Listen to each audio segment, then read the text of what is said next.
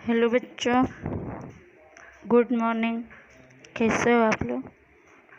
बच्चों, आज मैं आप लोग को पाठ 8 पढ़ाने वाली हूँ, सामाजिक विज्ञान का। भारतीय संविधान की रचना और लक्षण। भारत के संविधान यानी कानून की रचना के बारे में और उसके लक्षण यानी पहचान के बारे में हम लोग पढ़ेंगे। चलिए पढ़ते हैं। संविधान का अर्थ। संविधान का मतलब क्या होता है उसके बारे में पढ़ेंगे। किसी भी देश को चलाने के लिए बनाए गए नियमों का व्यवस्थित संग्रह यानी इकट्ठा करना देश का संविधान कहलाता है। कह रहे हैं कि किसी भी देश को चलाने के लिए जो नियम कानून बनाए जाते हैं उसको अच्छे ढंग से एकत्रित करके रखना ही देश का संविधान कहलाता है। अब उसके महत्व के बारे में पढ़ते हैं। संविधान देश का मूलभूत और महत्वपूर्ण दस्तावेज है। दस्तावेज यानी प्रारूप रूपरेखा है। संविधान के किए गए प्रावधानों यानी नियमों के अनुसार देशों में कानूनों का निर्माण किया जाता है।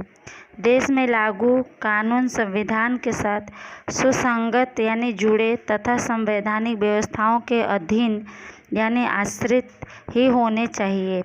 संविधान कानूनों से भी ऊंचा होता है। संविधान में उस समय के साथ लोगों की बदलती हुई आवश्यकताओं, अपेक्षाओं यानी उम्मीदों, आकांक्षाओं यानी कामनाओं, इच्छाओं तथा उच्च भावनाओं यानी ऊंचे भावनाओं का प्रतिध्वनि होता है यानी गूंज होता है, जिससे संविधान को जीवंत और मूलभूत दस्तावेज कहा जाता है। कह रहे संविधान देश का मूलभूत और महत्वपूर्ण दस्तावेज है। संविधान में बनाए गए नियमों के अनुसार देश में कानूनों का निर्माण किया जाता है। देश में लागू कानून संविधान के साथ जुड़कर तथा संवैधानिक व्यवस्थाओं के आश्रित ही होने चाहिए। संविधान कानूनों से भी ऊंचा होता है। संविधान के समय के साथ लोगों की बदलती हुई आवश्यकताएं, उम्मीद, आकांक्षाएं, इच्छाएं तथा उच्च भावनाएं का गूंज होता है, जिससे संविधान को जीवंत रखने यानी बनाए रखने और मूलभूत दस्तावेज कहा जाता है। आगे हम लोग पढ़ेंगे संविधान के निर्माण की प्रक्रिया। संविधान के निर्माण की प्रक्रिया किस तरह हुआ कार्य उसके बारे में हम लोग पढ़ते हैं। स्वतंत्रता प्राप्ति के पूर्व अंग्रेज सरकार द्वारा भारत की स्वतंत्रता के प्रश्नों का निराकरण यानी हल करने का कार्य 25 मार्च 1946 को 3 सदस्यीय कैबिनेट मिशन को सौंपा गया, जिसने संविधान के निर्माण की रूपरेखा तैयार करने के लिए संविधान सभा की रचना की। करें स्वतंत्रता मिलने के पहले अंग्रेज सरकार द्वारा भारत की स्वतंत्रता के प्रश्नों का हल करने के लिए जो कार्य किया गया 25 मार्च 1946 को 3 सदस्यीय कैबिनेट मिशन को सौंपा गया, जिसने संविधान के निर्माण की रूपरेखा यानी दस्तावेज तैयार करने के लिए संविधान सभा की रचना की। आगे पढ़ते हैं। संविधान सभा में कुल 389 सदस्य थे, जिसमें अलग अलग संप्रदाय यानी कौम, धर्म, जाति, लिंग तथा भौगोलिक प्रदेशों के व्यक्तियों, राजनीतिक दलों के प्रतिनिधियों, इसी प्रकार विविध क्षेत्रों के विशेषज्ञों को शामिल किया गया था। इस प्रकार संविधान सभा में Jawaharlal Nehru, Sardar Vallabh bhai Patel, Maulana Abul Kalam Azad, Shyama Prasad Mukherjee, HP Mody, HV Kamath, Frank Anthony, Kanhaiyalal Munshi, Krishnaswami Ayyangar, Baldev Singh तथा महिला प्रतिनिधियों में सरोजिनी नायडू, विजयालक्ष्मी पंडित जैसे महत्वपूर्ण लोगों का समावेश किया गया था, यानी ऐसे महत्वपूर्ण लोगों को बुलाया गया था। संविधान सभा के अध्यक्ष डॉक्टर राजेंद्र प्रसाद थे, जबकि संविधान प्रारूप समिति के अध्यक्ष डॉक्टर भीमराव अंबेडकर थे। कह रहे हैं संविधान सभा में कुल 389 सदस्य थे, जिसमें अलग अलग धर्म, जाति, धर्म, कौम तथा भौगोलिक प्रदेश के व्यक्तियों, राजनीतिक दलों के प्रतिनिधियों, इसी प्रकार के अलग अलग क्षेत्रों के विशेषज्ञों को बुलाया गया था। इस प्रकार संविधान सभा में जवाहरलाल नेहरू, सरदार वल्लभ भाई पटेल, मौलाना अबुल कलाम जैसे अनेक लोगों को शामिल किया गया था। संविधान सभा के अध्यक्ष डॉक्टर राजेंद्र प्रसाद थे, जबकि संविधान प्रारूप समिति के अध्यक्ष डॉक्टर भीमराव अंबेडकर थे। आगे पढ़ते हैं। इस संविधान सभा ने अपनी कार्यवाही 9 दिसंबर 1946 से शुरू की। 2 वर्ष 11 मास यानी महीना तथा 18 दिन में कुल 166 बैठकें आयोजित कर संविधान सभा ने संविधान के निर्माण की कार्यवाही पूर्ण की। इस प्रक्रिया में संविधान द्वारा दुनिया के अलग अलग देशों के संविधान के महत्वपूर्ण लक्षणों यानी गुणों का अध्ययन तथा उस पर विस्तृत यानी लंबी विचार विमर्श कर भारतीय संविधान को अंतिम स्वरूप प्रदान किया गया। संविधान में प्रथम 295 अनुच्छेद या आर्टिकल्स तथा 8 परिशिष्ट थे, जिसके बाद संविधान में सुधार के साथ 395 अनुच्छेद आर्टिकल्स तथा 9 परिशिष्ट के साथ संविधान का प्रारूप यानी स्वरूप निश्चित हुआ। कह रहे हैं कि संविधान सभा ने अपनी कार्यवाही 9 दिसंबर 1946 से शुरू की। संविधान का रचना करना शुरू किया। 2 साल 11 महीने 18 दिन में कुल 166 बैठकें किया गया। संविधान सभा ने संविधान के निर्माण की रचना पूर्ण की और इस प्रक्रिया में संविधान द्वारा दुनिया के अलग अलग देशों के संविधान के महत्वपूर्ण गुणों का अध्ययन करके तथा उस पर लंबी चर्चा करके भारतीय संविधान को अंतिम स्वरूप दिया। संविधान में प्रथम 295 अनुच्छेद आर्टिकल्स तथा 8 परिशिष्ट थे, जिसके बाद संविधान में सुधार के साथ 395 अनुच्छेद आर्टिकल्स तथा 9 परिशिष्ट के साथ संविधान का रचना रूप जो तैयार किया गया। आगे पढ़ते हैं। 26 नवंबर 1949 को संविधान सभा ने सर्वसम्मति यानी सबकी मंजूरी से संविधान को पारित कर उसे कानूनी स्वरूप प्रदान किया। 26 जनवरी 1950 को भारत में संविधान लागू किया गया तथा भारत को एक प्रजातंत्रात्मक राष्ट्र घोषित किया गया। इसलिए हम 26 जनवरी को गणतंत्र दिवस के रूप में पूरे धूमधाम से मनाते हैं। भारतीय संविधान में 4 सिंहों की मुखाकृति यानी मुख की आकृति को राष्ट्रीय चिन्ह तथा सत्यमेव जयते को राष्ट्र सूत्र के रूप में घोषित यानी ऐलान किया गया है। हमारे संविधान के नागरिकों के मूलभूत अधिकारों, कर्तव्यों, राजनीतिक के मार्गदर्शक सिद्धांतों, सरकार के अंग तथा उनके कार्यों तथा प्रशासन संबंधित सूचनाओं और न्यायपालिका की व्यवस्था जैसी अनेक महत्वपूर्ण बातों का समावेश किया गया है। इसलिए भारत का संविधान दुनिया का सबसे बड़ा ब्यौरेवार यानी विस्तार पूर्वक तथा विशाल यानी बहुत बड़ा लिखित दस्तावेज माना जाता है। कह रहे हैं कि जब कानून तैयार कर लिया गया तो 26 जनवरी 1950 को भारत में संविधान लागू किया गया तथा भारत को एक प्रजातंत्रात्मक राष्ट्र घोषित कर दिया गया। इसलिए हम 26 जनवरी को गणतंत्र दिवस के रूप में बहुत धूमधाम से मनाते हैं। भारतीय संविधान में 4 सिंहों के मुख आकृति वाला राष्ट्रीय चिन्ह तथा सत्यमेव जयते को राष्ट्र सूत्र के रूप में घोषित किया गया। हमारे संविधान के नागरिकों के मूलभूत अधिकार यानी उनका जो अधिकार है, उनके अधिकारों के बारे में, कर्तव्यों के बारे में, राजनीति के मार्गदर्शक सिद्धांत, सरकार के अंग तथा उनके कार्यों तथा प्रशासन संबंधी सूचनाओं और न्यायपालिका की व्यवस्था जैसे अनेक महत्वपूर्ण आवश्यक बातों का समाविष्ट किया गया है।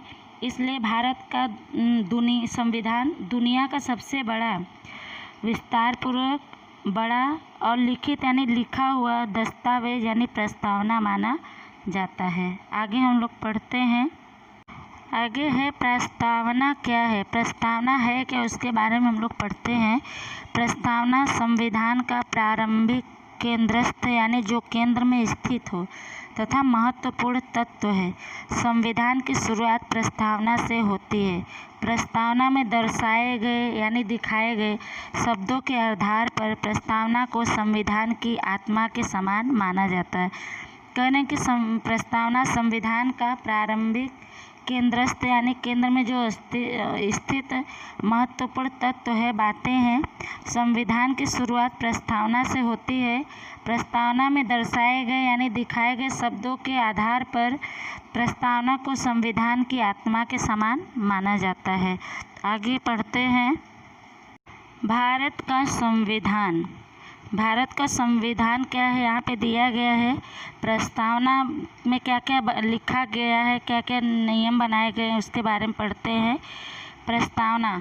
हम भारत के लोग भारत को एक संपूर्ण प्रभुत्व यानी सत्ता संपन्न यानी समृद्ध, समाजवादी, धर्मनिरपेक्ष, लोकतंत्रात्मक गणराज्य बनाने के लिए तथा उसके समस्त नागरिकों को सामाजिक, आर्थिक तथा राजनीतिक न्याय, विचार, अभिव्यक्ति यानी प्रकटीकरण, स्पष्टीकरण, विश्वास, धर्म और उपासना की स्वतंत्रता, प्रतिष्ठा और अवसर की प्राप्त करने के लिए समानता तथा उसमें सब में व्यक्ति की गरिमा यानी गौरव और राष्ट्र की एकता और अखंडता सुनिश्चित करने वाली बंधुत्व यानी भाईचारे बढ़ाने के लिए दृढ़ यानी प्रतिज्ञाबद्ध होकर अपनी इस संविधान सभा में 26 नवंबर 1949 मिति मार्गशीर्ष शुक्ल सप्तमी संवत 2006 विक्रमी को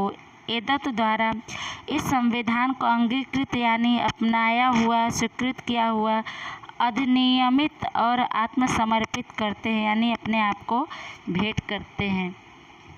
ये प्रस्तावना बनाया गया कि हम भारत के लोग भारत को एक संपूर्ण यानी पूर्ण रूप से सत्ता, समृद्ध, समाजवादी, धर्मनिरपेक्ष यानी किसी भी धर्म के न होकर, किसी धर्म जात को न मानकर, लोकतंत्रात्मक यानी जनता के लिए जनता के द्वारा चुना गया व्यक्ति प्रतिनिधि गणराज्य बनाने के लिए तथा उसमें समस्त नागरिकों यानी पूरे नागरिकों को सामाजिक, आर्थिक और राजनीतिक न्याय देने के लिए, अपने विचार को प्रकट करने के लिए, विश्वास, धर्म और उपासना की स्वतंत्रता के लिए यानी अपने धर्म का पालन करने के लिए अपनी जो जिसको चाहे पूज सकते, उनकी पूजा कर सकते, अपने धर्म का पालन कर सकते हैं। भारत के नागरिकों को उनका छूट देने के लिए, प्रतिष्ठा और अवसर प्राप्त करने के लिए, एक समान सबको अधिकार देने के लिए तथा उन सब में व्यक्ति को अपने गौरव और राष्ट्र की एकता और अखंडता निश्चित करने के लिए, भाईचारा बढ़ाने के लिए संकल्प लेकर अपने इस संविधान में 26 नवंबर 1949 के अनुसार मार्गशीर्ष शुक्ल सप्तमी संवत 2006 विक्रमी को सभी के सहमति के अनुसार इस संविधान को अपनाया गया और इस अधिनियम के अनुसार अपने आप को हम लोग समर्पित करते हैं। आगे पढ़ते हैं। 1976 में हुए 42वें संवैधानिक संशोधन यानी सुधार के द्वारा प्रस्तावना में सार्वभौम शब्द के बाद समाजवादी, धर्मनिरपेक्ष शब्दों को जोड़ा गया। उसी समय राष्ट्रीय एकता तथा राष्ट्र की अखंडता का समावेश भी किया गया। इसमें बता रहे हैं कि 1976 में हुए 42वें संवैधानिक संशोधन यानी सुधार के द्वारा प्रस्तावना में सार्वभौम यानी संपूर्ण भूमि से संबंध रखने वाला शब्द के बाद समाजवादी यानी जो समाज के समर्थक या अनुयायी हों, ऐसे धर्मनिरपेक्ष यानी किसी भी धर्म को न मानने वाले, किसी भी धर्म के पक्ष में न होकर ऐसे शब्दों को जोड़ा गया। उसी प्रकार राष्ट्रीय एकता तथा राष्ट्र की अखंडता का भी समावेश किया गया। आगे पढ़ते हैं। प्रस्तावना में संविधान के मूलभूत उद्देश्यों यानी लक्ष्यों, आदर्शों तथा सिद्धांतों को महत्व यानी श्रेष्ठता दिया गया। प्रस्तावना में संविधान के उद्देश्यों के साथ भारत में लोक कल्याणकारी यानी संसार की भलाई के लिए राज्य स्थापित करने की उच्च भावना यानी सर्वश्रेष्ठ विचार तथा आदर्शों को सिद्ध यानी प्रमाणित करने की इच्छा का स्पष्टीकरण किया गया। इसी प्रकार प्रस्तावना द्वारा संविधान निर्माताओं यानी संविधान को रचने वाले लोगों की मानसिकता यानी सोच का परिचय यानी पहचान प्राप्त होता है। करें प्रस्तावना में संविधान के मूलभूत उद्देश्य, आदर्श तथा सिद्धांतों का महत्व दिया गया, उसको श्रेष्ठता दिया गया। प्रस्तावना में संविधान के उद्देश्यों के साथ भारत में लोक कल्याणकारी यानी संसार की भलाई के लिए, लोगों की भलाई के लिए राज्य स्थापित करने की जो सर्वश्रेष्ठ भावना थी तथा आदर्शों को प्रमाणित करने की इच्छा को निश्चित किया गया। इस प्रकार प्रस्तावना द्वारा संविधान के रचना करने वाले लोगों की सोच का पहचान मिलता है। आगे पढ़ते हैं। प्रस्तावना का महत्व, प्रस्तावना की क्या महत्ता है उसके बारे में हम लोग पढ़ेंगे। प्रस्तावना संविधान की आत्मा समान होने के कारण उसका विशेष खास महत्व है। प्रस्तावना के द्वारा किसी भी कानून के निर्माण तथा उसे समझने तथा उसका अर्थघटन करने में मार्गदर्शन प्राप्त होता है। कानून का उद्देश्य तथा उसके आदर्श, कानून के निर्माण के पीछे संसद की क्या नीति थी, क्या सोच है, यह समझने में प्रस्तावना सहायक यानी मददगार होती है। किस प्रकार की समस्याओं के समाधान के लिए कानूनों का निर्माण किया जाता है, इसका स्पष्ट यानी साफ निर्देश यानी सुझाव हमें प्रस्तावना से प्राप्त होता है। इस प्रकार प्रस्तावना संविधान का सार यानी निचोड़ है, निष्कर्ष है। कह रहे प्रस्तावना संविधान की आत्मा के समान होने के कारण उसका बहुत ही महत्व है। प्रस्तावना के द्वारा किसी भी कानून के निर्माण तथा उसे समझने और उसका अर्थघटन यानी जांच करने में, उसको समझने में मार्गदर्शन प्राप्त होता है, उसमें सुझाव मिलता है। कानून का उद्देश्य, उसके आदर्श, कानून के निर्माण के पीछे संसद की क्या सोच थी, क्या नीति थी, यह समझने में प्रस्तावना मददगार होती है। किस प्रकार के समस्याओं यानी कठिनाइयों के समाधान के लिए कानूनों का निर्माण किया जाता है, यह साफ रूप से उसके द्वारा हमें प्राप्त होता है प्रस्तावना से। इस प्रकार प्रस्तावना समाधान यानी समस्याओं के हल का निचोड़ है, सार है। आगे पढ़ते हैं। कानून के किसी भाग या जानकारी में कोई अस्पष्टता या विसंगति यानी गलतफहमी उत्पन्न हो, कानून का उद्देश्य यानी लक्ष्य स्पष्ट न होता हो, प्रमाणित न होता हो, तो उस समय प्रस्तावना कानून को समझने तथा उसका अर्थघटन करने में सहायक सिद्ध होती है। इस प्रकार संविधान में समाहित यानी समाविष्ट प्रावधानों यानी नियमों को समझने में प्रस्तावना एक दिशा सूचक यानी रास्ता दिखाने वाला यंत्र की भूमिका यानी रोल निभाता है। करें कानून के किसी भाग या जानकारी में कोई अस्पष्टता यानी साफ हमें पता न चलता या कोई गलतफहमी उत्पन्न होता हो, उसके विषय में हमें जानकारी साफ न मिलती हो, तो कानून का उद्देश्य यानी लक्ष्य प्रमाणित न होता, स्पष्ट न पता चलता हो, तो उस समय प्रस्तावना कानून को समझने तथा उसका अर्थघटन करने में वह मददगार सिद्ध होती है। इस प्रकार संविधान में समाविष्ट नियमों को समझने में प्रस्तावना एक दिशा सूचक यानी रास्ता दिखाने वाला यंत्र की भूमिका निभाता है। आगे हम लोग पढ़ते हैं। प्रस्तावना राष्ट्र की एकता, अखंडितता तथा नागरिकों के बीच भाईचारे की महान भावनाओं और आदर्शों को प्रतिबिंब है। प्रस्तावना उच्च आदर्शों और उद्देश्यों की रीढ़ के समान है। कहने प्रस्तावना राष्ट्र की एकता, अखंडता तथा नागरिकों के बीच भाईचारे यानी प्रेम की महान भावनाओं और आदर्शों का प्रतिबिंब है, परछाई है। प्रस्तावना उच्च आदर्शों और उद्देश्यों की रीढ़ के समान है। आगे हम लोग पढ़ते हैं। आगे है प्रस्तावना के मुख्य आधार स्तंभ। प्रस्तावना के आधार क्या है, मुख्य स्तंभ कौन कौन से हैं उसके बारे में हम लोग पढ़ेंगे। भारतीय संविधान की प्रस्तावना में व्यक्त यानी प्रकट किए गए आधारभूत शब्द जैसे हम भारत के लोग, सार्वभौम यानी संपूर्ण भूमि से संबंध रखने वाले, समाजवाद यानी जो समाज के समर्थक या अनुयायी हैं, धर्मनिरपेक्षता यानी किसी धर्म को न मानने वाले, किसी धर्म के पक्ष में न होकर, लोकतंत्र, गणतंत्र, बंधुत्व, न्याय, समानता, स्वतंत्रता, राष्ट्रीय एकता और अखंडता इत्यादि है, जिसमें से हम मुख्य रूप से निम्नलिखित 3 आधार स्तंभों के बारे में विस्तृत यानी विस्तार पूर्वक अध्ययन करेंगे यानी पढ़ेंगे। भारतीय संविधान के प्रस्तावना में प्रकट किए गए आधारभूत शब्द हैं जैसे हम भारत के लोग, सार्वभौम, समाजवाद, धर्मनिरपेक्षता, लोकतंत्र, गणतंत्र, बंधुत्व, न्याय, समानता, स्वतंत्रता, राष्ट्रीय एकता और अखंडता और भी अनेक शब्द, जिससे हम मुख्य रूप से निम्नलिखित 3 आधार स्तंभों के बारे में विस्तार पूर्वक जानकारी प्राप्त करें। इतने कई शब्द हैं ऐसे, लेकिन इनमें से हम खाली 3 आधार स्तंभों के बारे में विस्तार पूर्वक पढ़ेंगे और जानेंगे। पहला है लोकतंत्र। भारत के संविधान में अंतिम सार्वभौमिक सत्ता भारत की जनता को प्रदान की गई है। हमारे देश में किसी एक व्यक्ति अथवा समूह का शासन नहीं है, बल्कि सत्ता यानी शासन की अंतिम बागडोर जनता के हाथ में होती है। भारत के संविधान में अंतिम सार्वभौमिक सत्ता यानी संपूर्ण भूमि का अधिकार शासन भारत की जनता को दी गई है।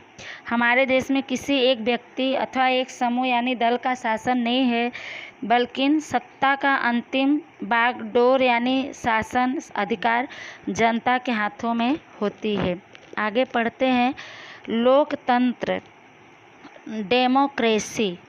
लोकतंत्र, डेमोक्रेसी यानी लोकतंत्र का शब्द मूल ग्रीक शब्द डेमोज, लोक तथा क्राटोस, सत्ता से उत्पन्न यानी पैदा हुआ है।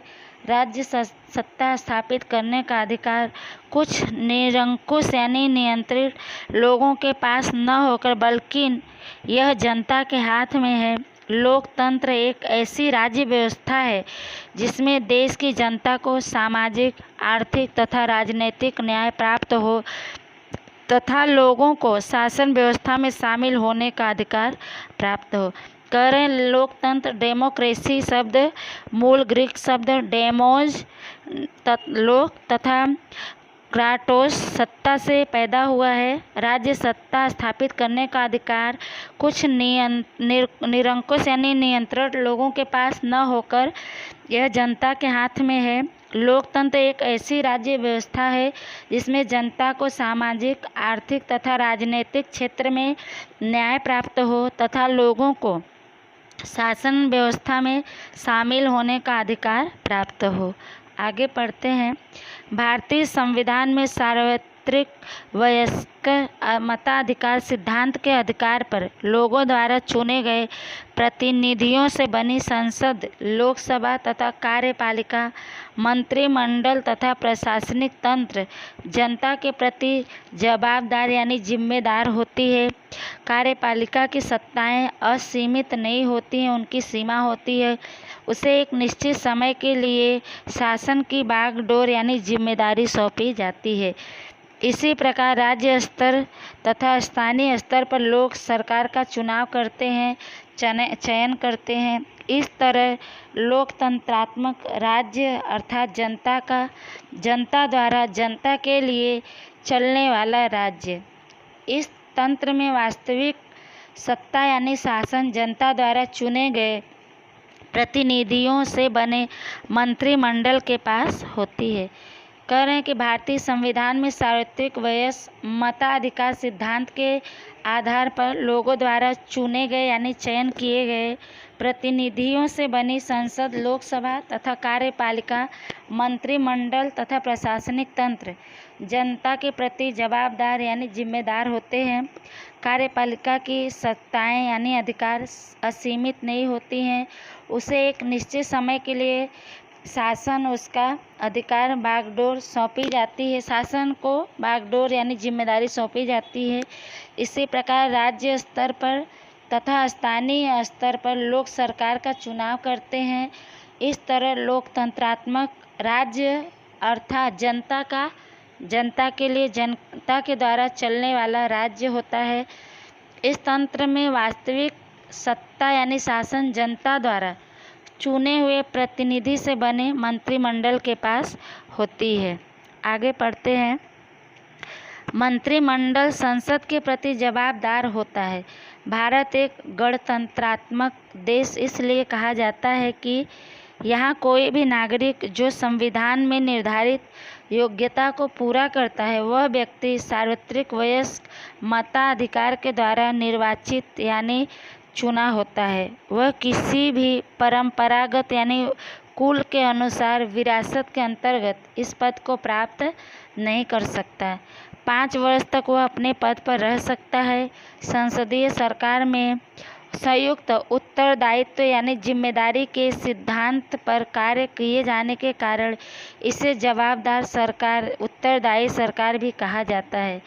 भारत की लोकतंत्रात्मक सरकार स्वतंत्रता, समानता तथा बंधुत्व के विचार को स्वीकार करे तथा इन उद्देश्यों को पूरा करने के लिए प्रयत्नशील रहें।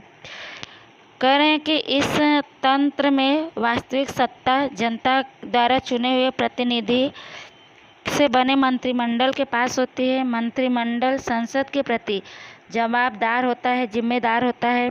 भारत एक गणतंत्रात्मक देश इसलिए कहा जाता है कि यहाँ कोई भी नागरिक जो संविधान में निर्धारित किया गया योग्यता है, अगर उस योग्यता को पूरा करता है तो वह व्यक्ति सार्वत्रिक वयस्क मताधिकार के द्वारा चुना जाता है।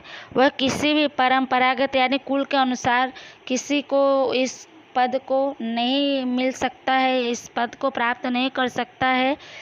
इस 5 वर्ष तक वह अपने पद पर रह सकता है। संसदीय सरकार में संयुक्त उत्तरदायित्व के सिद्धांत पर कार्य किए जाने के कारण इसे जवाबदार सरकार, उत्तरदायी सरकार भी कहा जाता है। भारत की लोकतंत्रात्मक सरकार स्वतंत्रता, समानता तथा बंधुत्व के विचार को स्वीकार करे तथा इन उद्देश्यों यानी लक्ष्यों को पूरा करने के लिए प्रयत्नशील रहे, प्रयास करते रहे। आगे हम लोग पढ़ते हैं। ऐसी स्पष्टता संविधान की प्रस्तावना में की गई है। संविधान निर्माताओं ने भारत की जनता को सार्वत्रिक वयस्क मताधिकार प्रदान कर एक साहसपूर्ण कार्य किया है। करें भारत की लोकतंत्रात्मक सरकार लोगों को स्वतंत्रता देने, लोगों को एक समान समझने तथा भाईचारे का विचार रखने को स्वीकार करें। उनके इस उद्देश्य को प्रयत्न करने के लिए प्रयत्नशील रहें, पूरा करने के लिए ऐसा साफ साफ संविधान में लिखा गया है। और संविधान की रचना करने वाले ने भारत की जनता को उनकी 18 वर्ष की उम्र होने के बाद उन्हें मताधिकार यानी चुनाव करने का, चयन करने का अधिकार प्रदान कर एक महत्वपूर्ण कार्य किया है। आगे पढ़ते हैं। भारत संविधान में मूलभूत अधिकार, राजनीति के मार्गदर्शक सिद्धांत, संसद, विधानसभा, स्वतंत्र तथा निष्पक्ष न्यायपालिका तथा चुनाव आयोग की रचना तथा उसके कार्य आदि उपबंध यानी प्रावधान भारत को लोकतंत्रात्मक देश के रूप में घोषित यानी ऐलान करते हैं। करें भारत के संविधान में मूलभूत अधिकार जो लोगों का अधिकार है, राजनीति के मार्गदर्शक सिद्धांत, संसद, विधानसभा, स्वतंत्र तथा निष्पक्ष न्याय देने के लिए न्यायपालिका तथा चुनाव आयोग की रचना और उसके कार्य आदि प्रावधान भारत को लोकतंत्रात्मक देश के रूप में घोषित करते हैं, ऐलान करते हैं। आगे पढ़ते हैं।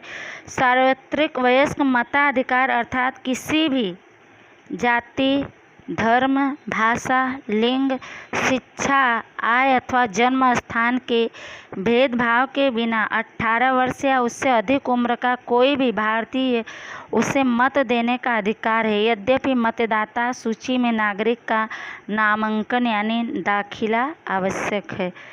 कह रहे हैं सार्वत्रिक वयस्क मताधिकार का मतलब होता है कोई भी व्यक्ति किसी भी जाति का हो, किसी भी धर्म का हो, किसी भी भाषा को बोलने वाला हो, वह लिंग यानी वह स्त्री हो या पुरुष हो, या पढ़ा लिखा हो या न पढ़ा लिखा हो, उसका आय कम हो या ज़्यादा हो, वह किसी भी स्थान पर जन्म लिया हो, सभी उसके बिना भेदभाव के 18 वर्ष का अगर वो हो जाता है, 18 वर्ष या उससे अधिक उम्र का हो, तो उसे भारत में मत देने का अधिकार है, चयन करने का अधिकार है।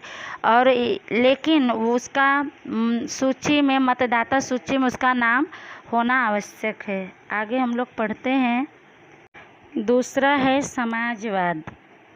भारत में 1976 में आपातकालीन शासन के दौरान 42वें संवैधानिक सुधार के द्वारा प्रस्तावना में समाजवाद शब्द जोड़ा गया।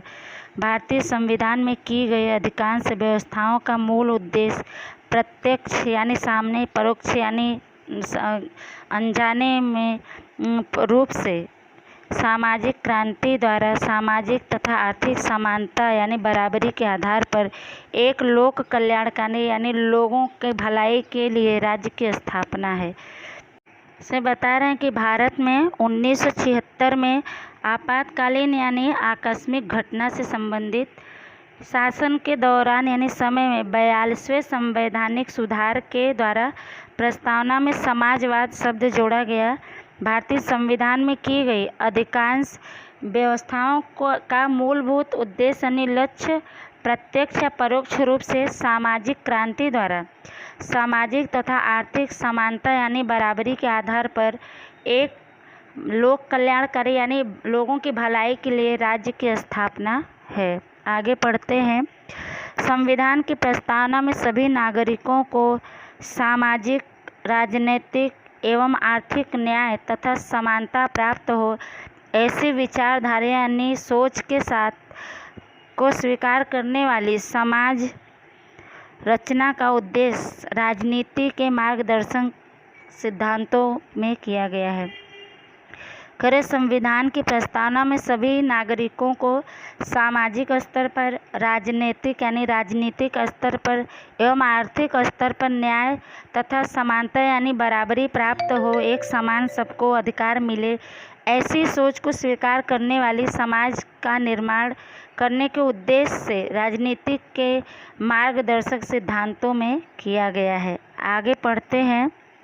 समाजवादी समाज रचना में राष्ट्रीय संपत्तियों का न्यायपूर्ण विभाजन यानी बंटवारा हो, उत्पादन तथा वितरण व्यवस्था पर राज्य का स्वामित्व यानी अधिकार हो, राज्य की विविध क्षेत्रों तथा व्यवसायों में कार्यरत यानी काम करने वाले लोगों के बीच आय की असमानता यानी अंतर को कम करने का प्रयत्न करना, किसी भी व्यक्ति अथवा समूह के हाथ में संपत्तियों का केंद्रीकरण न करना, समाज के सभी लोगों को स्वस्थ और गौरवपूर्ण विकास के लिए अवसर यानी मौका तथा सुविधाएं प्राप्त हो, जिससे सामाजिक कल्याण को सिद्ध यानी प्रमाणित किया जा सके, तथा अमीर गरीब के भेद यानी अंतर को समाप्त कर लोगों के जीवन स्तर को ऊंचा लाकर उनमें सामाजिक और आर्थिक कल्याण को प्राप्त करने के संबंध यानी विषय में मार्गदर्शक सिद्धांतों का समावेश भारतीय संविधान में किया गया है,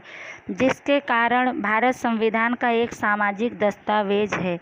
कह रहे समाजवादी समाज रचना में राष्ट्रीय संपत्ति यानी राष्ट्र का जो संपत्ति है उसका न्यायपूर्ण विभाजन यानी बंटवारा करना, जो उत्पादन होता है उसका वितरण व्यवस्था पर राज्य का अधिकार हो, राज्य के अलग अलग क्षेत्रों तथा व्यवसायों में काम करने वाले लोगों के बीच आय को लेकर जो अंतर है उस अंतर को कम करने का प्रयास करना, किसी भी व्यक्ति अथवा समूह यानी दल के हाथों में संपत्तियों का अधिकार न हो, केंद्रीकरण न करना, समाज के सभी लोगों को स्वस्थ और गौरवपूर्ण विकास यानी उन्नति के लिए अवसर यानी मौका तथा सुविधाएं प्राप्त हो उनको, जिससे सामाजिक कल्याण को प्रमाणित किया जा सके, तथा अमीर गरीब के बीच का अंतर समाप्त कर लोगों के जीवन को ऊंचा बनाकर उनके सामाजिक और आर्थिक कल्याण को प्राप्त करने के संबंध में मार्गदर्शक सिद्धांतों का समावेश भारतीय संविधान में किया गया है, जिसके कारण भारतीय संविधान एक सामाजिक दस्तावेज है। आगे पढ़ते हैं। तीसरा है धर्मनिरपेक्ष। धर्मनिरपेक्ष यानी किसी भी धर्म में न रहना। इसके बारे में पढ़ेंगे। 1976 के 42वें संविधान संशोधन द्वारा प्रस्तावना में धर्मनिरपेक्ष शब्द को जोड़ा गया। भारत एक धर्मनिरपेक्ष अथवा असंप्रदायिक सेक्युलर राज्य है। संवैधानिक व्यवस्थाओं के अनुसार भारत धार्मिक राज्य नहीं बन सकता। भारत का अपना कोई धर्म नहीं है, जिससे धार्मिक मामलों में राज्य कोई हस्तक्षेप नहीं करता है और न ही किसी धार्मिक प्रवृत्ति का समर्थन करता है। राज्य किसी भी असंप्रदायिक धर्मनिरपेक्ष प्रवृत्ति यानी कार्य को धर्म के साथ नहीं जोड़ सकता है। देश के प्रत्येक नागरिक को अपनी इच्छा के अनुसार किसी भी धर्म का पालन करने की स्वतंत्रता है। धर्म अथवा संप्रदाय के आधार पर राज्य किसी भी नागरिक के साथ पक्षपात अथवा भेदभाव नहीं कर सकता है। सभी नागरिकों को सरकारी नौकरियों में समान अवसर तथा मूलभूत अधिकारों का समान रूप से उपयोग करने की स्वतंत्रता यानी आज़ादी है। इस प्रकार धर्मनिरपेक्षता को संविधान का मूलभूत तत्व तथा लोकतंत्र का अनिवार्य लक्षण यानी गुण माना जाता है। कह रहे हैं कि 1976 के 42वें संविधान के सुधार के द्वारा प्रस्तावना में धर्मनिरपेक्ष शब्द जोड़ा गया है। भारत एक धर्मनिरपेक्ष अथवा असंप्रदायिक सेक्युलर राज्य है। संवैधानिक कानूनों के अनुसार भारत धार्मिक राज्य नहीं बन सकता है। धर्म के अनुसार राज्य नहीं है। भारत का अपना कोई धर्म नहीं है, जिससे धार्मिक मामलों में भारत कोई अपना हस्तक्षेप नहीं कर सकता है, न ही किसी धार्मिक प्रवृत्ति यानी कार्यों में वो अपना समर्थन कर सकता है। राज्य किसी भी असंप्रदायिक धर्मनिरपेक्ष कार्यों को धर्म के साथ नहीं जोड़ सकता है। देश के हर नागरिक को अपने इच्छा के अनुसार किसी भी धर्म के पालन की आज़ादी है। धर्म अथवा संप्रदाय के आधार पर राज्य किसी भी नागरिक के साथ पक्षपात अथवा भेदभाव नहीं कर सकता है। सभी नागरिकों को सरकारी नौकरियों में समान मौका तथा मूलभूत अधिकारों का समान रूप से उपयोग करने की आज़ादी है। इस प्रकार धर्मनिरपेक्षता को संविधान का मूल तत्व तथा लोकतंत्र का अनिवार्य गुण माना जाता है। आगे पढ़ते हैं। सर्वधर्म समदृष्टि यानी सभी धर्म को एक समान एक नज़रिए से देखने की भावना तथा सर्वधर्म समभाव यानी सभी धर्म को एक समान सम्मान देना जैसे सिद्धांत को स्वीकार करने वाले भारतीय संविधान में राज्य द्वारा किसी भी धर्म को प्रोत्साहन यानी बढ़ावा नहीं दिए जाने का उल्लेख किया गया है। व्यक्ति को अपनी धार्मिक मान्यता आस्था यानी विश्वास तथा श्रद्धा रखने के साथ उसका प्रचार प्रसार करने के नागरिक अधिकार पर राज्य कोई प्रतिबंध यानी रोक या अवरोध यानी रुकावट नहीं लगा सकता। करें सर्वधर्म समदृष्टि यानी सभी धर्म को एक नज़र से देखना तथा सर्वधर्म समभाव यानी सभी धर्म को एक समान समझना जैसे सिद्धांतों को मानने वाले भारतीय संविधान में राज्य द्वारा किसी भी धर्म को बढ़ावा नहीं दिए जाने का वर्णन किया गया है कि राज्य किसी भी धर्म को न मानेगा न उसको बढ़ावा देगा। व्यक्ति को अपनी धार्मिक मान्यता जिस धर्म को मानता है उसमें विश्वास रखता है, इसमें श्रद्धा रखता है, उसका प्रचार प्रसार करने के लिए नागरिक अधिकार पर राज्य का कोई भी प्रतिबंध या रोक नहीं लगा सकता, उसको रोक नहीं सकता। वो अपना प्रचार प्रसार कर सकता है अपने धर्म को, जिस धर्म को मानता है। आगे पढ़ते हैं। संविधान के मूलभूत लक्षण। 26 जनवरी 1950 से लागू विश्व का सबसे बड़ा विस्तृत यानी बहुत बड़ा तथा ब्यौरेवार भारत के लिखित संविधान के कुछ विशिष्ट तथा मूलभूत गुण लक्षण यानी गुण निम्नानुसार हैं। करें 26 जनवरी 1950 में लागू किया गया विश्व का सबसे बड़ा ब्यौरेवार भारत का लिखित रूप से लिखा हुआ संविधान के कुछ विशिष्ट यानी खास तथा मूलभूत गुण हैं जो निम्न अनुसार हैं, उसके बारे में हम लोग पढ़ते हैं। पहला है लिखित दस्तावेज। लिखित यानी लिखा हुआ, दस्तावेज यानी प्रारूप। इसके बारे में पढ़ते हैं। ब्रिटेन और इजराइल को छोड़कर भारत सहित विश्व के सभी लोकतंत्रात्मक देशों के संविधान लिखित स्वरूप में हैं। भारत की सामाजिक, भौगोलिक तथा वैविध्यपूर्ण यानी विविधता के साथ परिस्थिति तथा पूर्ण इतिहास को ध्यान में रखते हुए संविधान सभा ने भारत के लिए लिखित संविधान का स्वरूप निश्चित किया है।